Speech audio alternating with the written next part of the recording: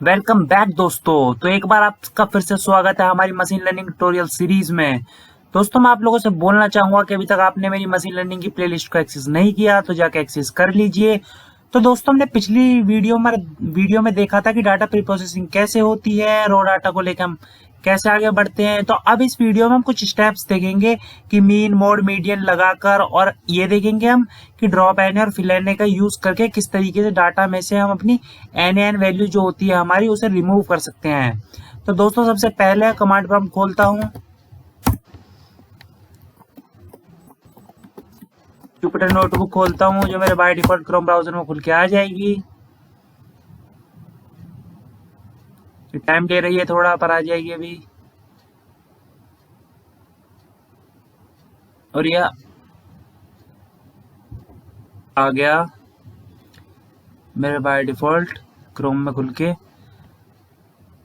तो दोस्तों अब बिना टाइम वेस्ट के सीधा हम अपने काम मुद्दे पर आते हैं कि हमें किस तरीके से क्या करना है। तो इसमें से मोस्ट प्रोबेबली काफी सारे स्टेप्स मैंने अपनी पांडास वाली वीडियो में दिखा दिए और बता दिए थे।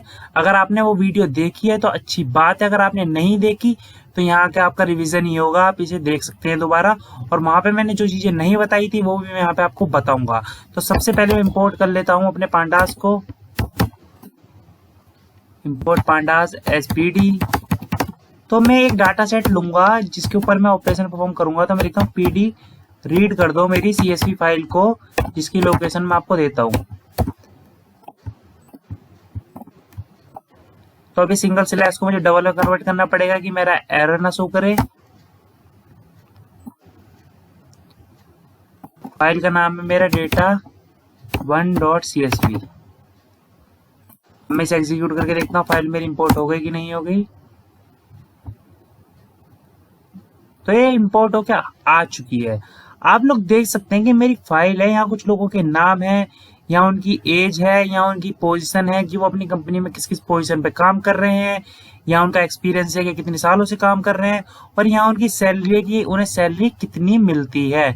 तो हम ये देख रहे हैं यहाँ पे कि जो किसी किसी लोगों की एज नहीं मालूम हमें, किसी का एक्सपीरियंस की सैलरी नहीं मालूम हमें। तो अब इसे परफॉर्म करने के कुछ तरीके हैं। सबसे पहले तो मैं ये कर सकता हूं कि मैं जिनकी मुझे नहीं मालूम उन्हें मैं रिमूव कर सकता हूं, बाहर निकाल सकता हूं अपने डाटा सेट से कि मुझे आपकी जरूरत नहीं है, आप हट जाइए, इस टाइप से। दूसरा तरीका मैं ये कर सकता हूं कि उनमें से कुछ डाटा सेट की वैल्यूज को फिल एन के थ्रू भर दूं। ठीक है, उनमें से नैन वैल्यू में जो मैं अपनी तरफ से वैल्यूज भरना चाहता हूं मैं भर दूं।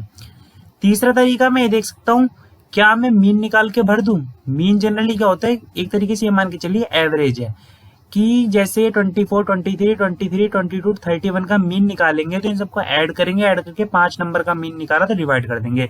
उस तरीके से हम मीडियन निकालते हैं, उस तरीके से हम मोड निकालते हैं। तो क्या मैं इनका मीन मीडियन मोड निकाल दूं। तो दोस्तों एक एक करके मैं तरीके दिखाता हूं आपको कि आप क्या क्या परफॉर्म कर सकते हैं, किस किस तरीके से आप नैन वैल्यू को हटा सकते हैं, किस किस तरीके से आप नैन वैल्यू की जगह कोई वैल्यू फिल कर सकते हैं। तो सबसे पहला जो हमारा बेसिक तरीका आता है वो होता है drop an method. Drop an सिर्फ टैप करके दबा के रखना दोस्तों, आपको ये पता चल जाता है इससे आप क्या क्या आर्गुमेंट इसमें दे सकते हैं। तो एक्सिस दे सकते हैं, हाउ की वैल्यू दे सकते हैं।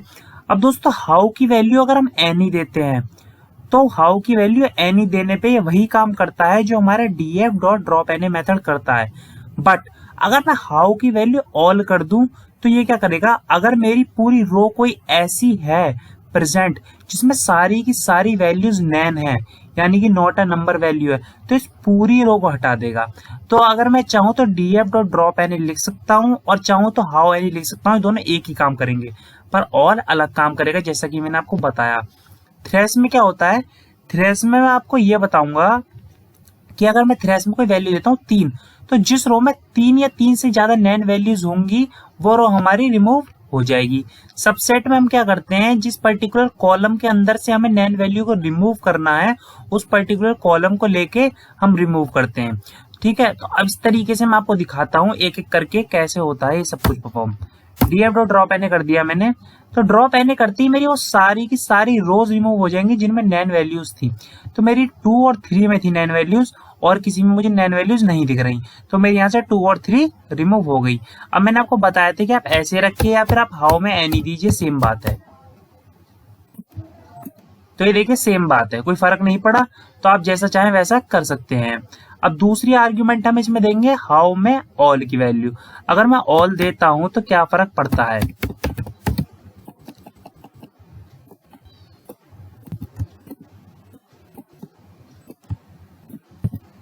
ऑल।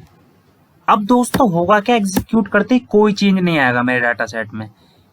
6 की 6 मतलब टोटल 0 इंडेक्स से देखें तो 7 की 7 रो मुझे ऐसी ही दिखी, पर इसमें नैन वैल्यू थी, इसने रिमूव क्यों नहीं करा? इसने रिमूव इसलिए नहीं करा, अगर मेरी पूरी रो होती जिसमें A to Z NaN values होती तब ये रिमूव करता, ठीक है, इसलिए इसने कुछ रिमूव नहीं करा। अब एक और तरीका होता है कि मैं थ्रेश की वैल्यू पास कर दूं इसमें, तो df डॉट ड्रॉप na। अब दोस्तों जल्दी से डाटा सेट देखिए और अपने दिमाग में सोच लीजिए कि अगर मैं थ्रेश की वैल्यू 3 देता हूं तो कौन सी रो रिमूव होगी, ठीक है।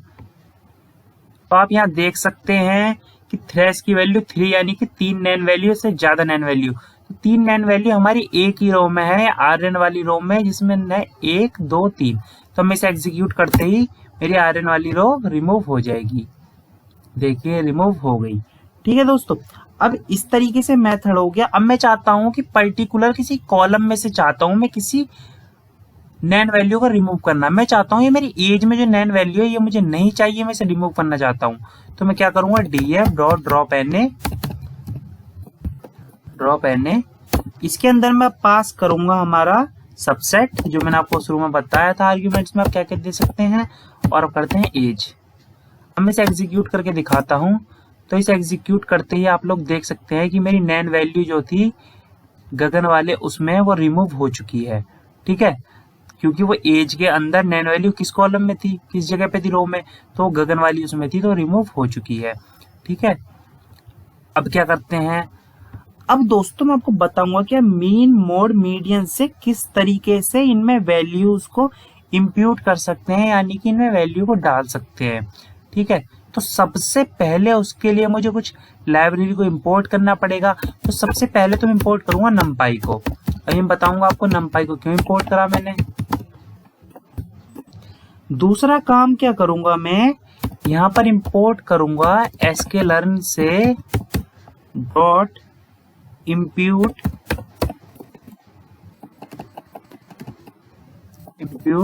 फिर यहां से इंपोर्ट करूंगा मैं सिंपल इंप्यूटर को, जो हमारी हेल्प करेगा हमारे टास्क को करने में, ठीक है। अब इतना आप लोगों को कुछ दिक्कत नहीं होगी। अगर आपकी कोई एरर आता है तो मैंने एक सिंगल वीडियो बना रखी है, वहां पे आपको मैंने एक एक चीज बताई है कि किस तरीके से आप लाइब्रेरीज को इंपोर्ट कर सकते हैं। तो ये हो गया। अब दोस्तों मुझे क्या करना है, अब मैं अपने डाटा सेट को लोड करता हूँ। तो मैंने ऊपर डाटा सेट लोड कर रखा है, मैं वहां से कॉपी पेस्ट कर लेता हूँ। तो यहाँ से मैं Ctrl+C करके कॉपी कर लेता हूँ और यहाँ V करके पेस्ट कर देता हूँ, ठीक है। अब DF को एग्जीक्यूट करते हैं, ये मेरा एग्जीक्यूट होके आ गया। अब मैं क्या करूंगा, अब मैं यहाँ पे सबसे पहला जो स्टेप करूंगा, मैं एक वेरिएबल बनाता हूँ IM नाम से इंप्यूटर के लिए, जिसमें मैं देता हूँ सिंपल इंप्यूटर, और इसके अंदर आप Shift+Tab दबा के देख सकते हैं कि क्या क्या आप आर्ग्यूमेंट दे सकते हैं। तो मिसिंग वैल्यूज में आप देंगे np.nan, ठीक है। उसके बाद स्ट्रेटेजी में आप क्या भरते हैं, अपना मीन, मोड, और मोड को यहाँ पे हम मोस्ट फ्रिक्वेंट से दिखाएंगे, और तीसरा भरते हैं हम मीडियन। तो इस तरीके से आप वैल्यूज भर सकते हैं। तो यहाँ पर 2 आर्ग्यूमेंट का हमें काम है, तो इन 2 आर्ग्यूमेंट के बारे में हमने जानकारी ले ली, ठीक है। तो अब मैं यहाँ पे क्या करता हूँ, तो यहाँ मैं मिसिंग वैल्यू फिल करता हूँ। तो लिखता हूँ मिसिंग वैल्यूज इक्वल टू लिखूंगा np.nan। फिर उसके बाद मैं उसमें स्ट्रेटेजी लिखूंगा कि मैं क्या परफॉर्म करवाना चाहता हूँ। तो उसके अंदर मैं लिखूंगा मीन, ठीक है। अब मुझे ये चुनना है कि मुझे कौन सी पर्टिकुलर अपनी कॉलम को उठाना है जिसमें मीन की वैल्यू को फिल करना चाहता हूँ। तो उसके लिए मैं क्या करूंगा, उसके लिए मैं iLog का यूज करूंगा। तो मैं लिखूंगा df equal to df dot iLog, है ना। अब मैं कहूंगा यहाँ पे iLog में कि मुझे जो है अपनी यहाँ से आप 1 और 3 कॉलम दे दो, ठीक है, जिन पर मैं मीन परफॉर्म करना चाहता हूँ। अब मैं क्या करूंगा, फिर ट्रांसफॉर्म जो मैं आपको आने वाली वीडियो में, इसकी जस्ट नेक्स्ट वीडियो जो बनाऊंगा, मैं वो सारी फीचर स्किलिंग पे बताऊंगा। तो आपको यहाँ पे ये स्टेप समझ में नहीं आता तो कोई दिक्कत नहीं है, आगे वाली वीडियोस को देखिए और A to Z वहाँ पे सब कुछ मैं बताऊंगा, बहुत डिटेल में बनाऊंगा ये वाली वीडियोस, ठीक है। तो अब मैं क्या करता हूँ, यहाँ मैं एक df2 बनाता हूँ जिसमें मैं im.fit ट्रांसफॉर्म में ट्रांसफॉर्म और यहाँ पास कर देता हूँ हमारे df1 को जो मैंने बनाया है। अब मैं df2 का एग्जीक्यूट करता हूँ, तो ये देखिए एग्जीक्यूट होके आ चुका है दोस्तों।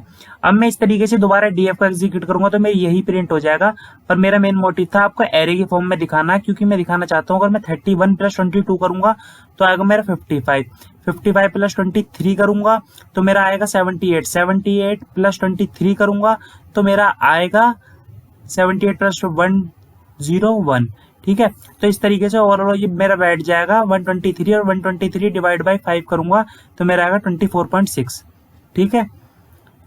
तो यहाँ देख लीजिए आप 53 प्लस का 23 76 99 123 और ये ओवरऑल डिवाइड बाय 5 करा तो मेरा 24.6 बैठ गया। इसी तरीके से अब मैं क्या कर सकता हूँ, बाकी के ऑपरेशन परफॉर्म कर सकता हूँ, बस वैल्यू चेंज करनी है मुझे यहाँ पे। तो अगर मुझे मीडियन परफॉर्म करना है तो मैं सिंपल यहाँ पे मीन की जगह पे मीडियन लिख दूंगा और इसे एग्जीक्यूट कर दूंगा, तो ये मीडियन निकाल के मुझे दे देगा उन वैल्यूज का, ठीक है। अब मुझे अगर